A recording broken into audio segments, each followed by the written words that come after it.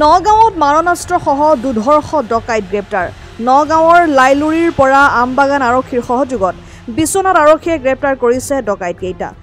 ডকাইতকেইটাৰ পৰা আৰক্ষীয়ে জব্দ কৰিছে এখন টাটা মোবাইল বাহন, এটা 9mm পিষ্টল, 4টা সজীৱ গুলী, এখন খুকুৰি আৰু নগদ 33,000 টকা। ধৃত ডকাইতকেইটা ক্ৰমে নগাঁৱৰ হাতীপুখুৰীৰ জহিৰুল ইছলাম, চিয়ামাৰীৰ চেমিম, দক্ষিণ খাটোৱালৰ উমৰ ফাৰুক, পূব লাইলুৰিৰ সাদেক আৰু বিশ্বনাথৰ জিঞ্জিয়া আমিৰ। ধৃত ডকাইতকেইটাই বিশ্বনাথ জিলাৰ জিঞ্জিয়া আৰক্ষী চকীৰ এলেকাত এখন গৰু গাড়ীক আগচি ধৰি ডকাইতিৰ কাণ্ড সংঘটিত কৰি নগাঁৱলৈ পলাই আহিছিল যদিও আমবাগান আৰক্ষীৰ সহযোগত বিশ্বনাথ আৰক্ষীয়ে গ্ৰেপ্তাৰ কৰিবলৈ সক্ষম হয় দুধৰ্ষ ডকাইতকেইটাক। উল্লেখযোগ্য যে বহুদিন ধৰি অসমৰ বিভিন্ন স্থানৰ লগতে নগাঁৱতো ভিন্ন অঞ্চলত ডকাইতিৰ লগতে গৰু চুৰি কাৰ্যও চলাই আহিছে এই ডকাইতৰ দলটোৱে।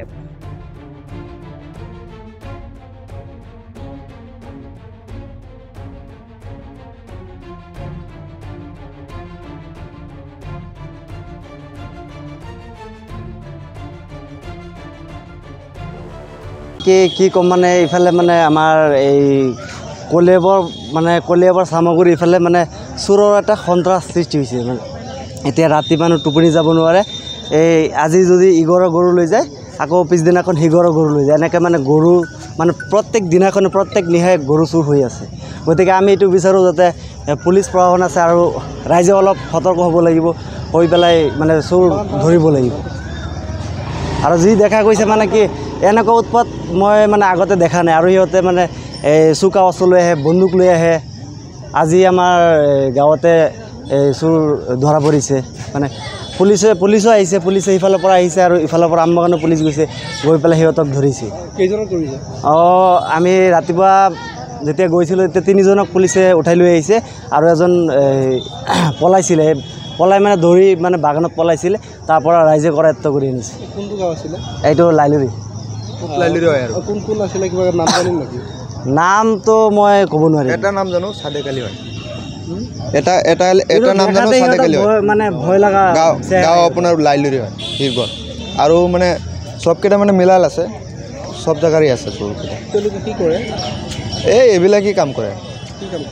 দান্দা এইটো সিহঁতৰ চুৰি ডকাইতি আৰু কি কৰিব এইবিলাকেই দান্দা। আৰু মানে কি মই আৰু এটা কথা ক'ব বিচাৰোঁ, মানে যোনবোৰ মানে গৰু বেপাৰী বা দালাল যোনবোৰক আমি দালাল বুলি কওঁ, সিহঁতে দিনত গৰু চাব যায়। যদি মানুহে গৰু বিক্ৰী কৰিব যায় সিহঁতে চাই আহে যে তাৰপিছত দামটো যদি 50,000 সিহঁতে 20,000 ক'ব, মানে সিহঁতে কিনাৰ ইচ্ছা নাই।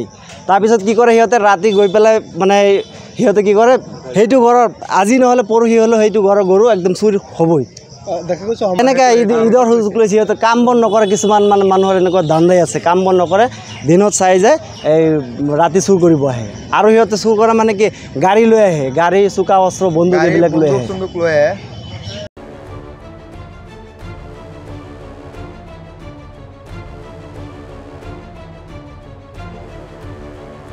ভিডিঅ' জাৰ্নেলিষ্ট মৃণালৰ সহযোগত নগাঁৱৰ পৰা বিভূতিবাৰ ৰিপৰ্ট, ডেমক্ৰেটিক আছাম।